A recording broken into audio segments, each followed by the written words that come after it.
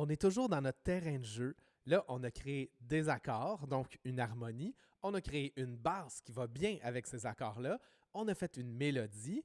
Et puis, la particularité du terrain de jeu, ce qui est le fun, c'est qu'on peut tout faire jouer en même temps. Mais qu'est-ce qui nous manque encore? Le beat. On va aller voir le beat ici. C'est la section qui est en haut complètement. La section qui s'appelle rythme en français, évidemment. Et puis, ce qu'on va pouvoir faire, c'est déclencher ce qu'on a déjà fait avec nos accords, avec notre mélodie, avec notre basse. Et puis, par-dessus ça, on va pouvoir rajouter notre beat. Puis, on va pouvoir le faire comme on a appris à le faire il y a quelques capsules. Donc, pour commencer, ce qu'on va faire, c'est qu'on va partir les accords. Puis regardez, vous voyez le curseur ici, il nous montre on est rendu où dans la lecture des notes. Parfait. Le défi maintenant, c'est de déclencher toujours une autre section pendant que le curseur est dans la deuxième moitié, ici, dans la deuxième mesure de la boucle qui est en train de jouer. Fait que vous voyez, ici, on a la première mesure et la deuxième. Donc, pendant la deuxième, si j'appuie pour faire déclencher la mélodie, ça va suivre. L'important, c'est que nos curseurs soient toujours en même temps. OK? Donc, il reste la basse à aller déclencher. Fait qu'on s'en vient. OK, je déclenche ma basse. Ça fonctionne. Maintenant, je vais aller créer un rythme qui va fonctionner avec notre pièce.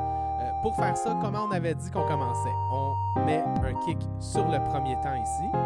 Ensuite, on va mettre un clap ou un snare sur le deuxième temps et sur le quatrième. On recommence pour la deuxième mesure.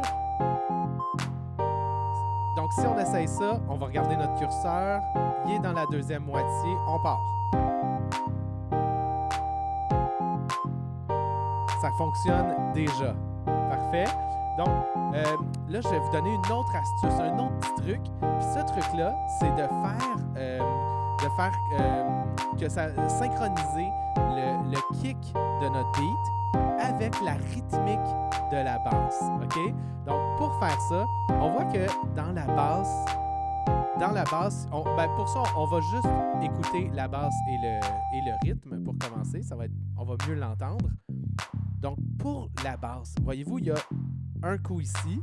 Donc, il y en a une note à la première double croche, il y en a une à la troisième double croche et à la quatrième. Fait que si on s'en vient ici, donc c'est 1, 3, 4. Si on s'en vient ici, on peut faire 1, 3, 4. Parfait. Puis, ici, voyez-vous, j'ai même au deuxième temps, j'ai une note qui commence à la deuxième double croche. Donc, nous, on veut vraiment faire jouer le kick en même temps que les notes de basse au moment où elles commencent, où elles débutent à jouer. OK? Fait que là, j'ai une note ici. J'ai une note de basse qui commence sur le troisième temps. Fait que je vais aller mettre un kick sur le troisième temps. Donc, 1, 2, 3. Voilà. Entendez-vous comment ça va bien ensemble déjà?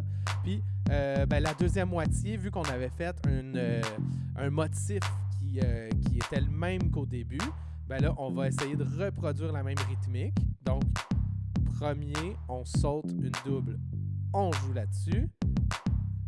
Ensuite, sur la deuxième double du deuxième temps. Et puis, sur la première double croche du troisième temps. Si on écoute ça,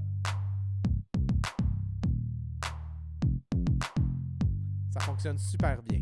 Parfait. Donc, maintenant, on peut déjà repartir nos accords et notre mélodie. Et puis, maintenant, si on veut, on peut s'amuser à rajouter des percussions, on peut rajouter des toms, on peut rajouter des hi-hats, on peut rajouter des rim shots. Fait que ça, là, allez-y, explorez avec ça. Moi, je vais y aller un petit peu aléatoirement. On va y aller avec le close hi-hat ici. Comme ça.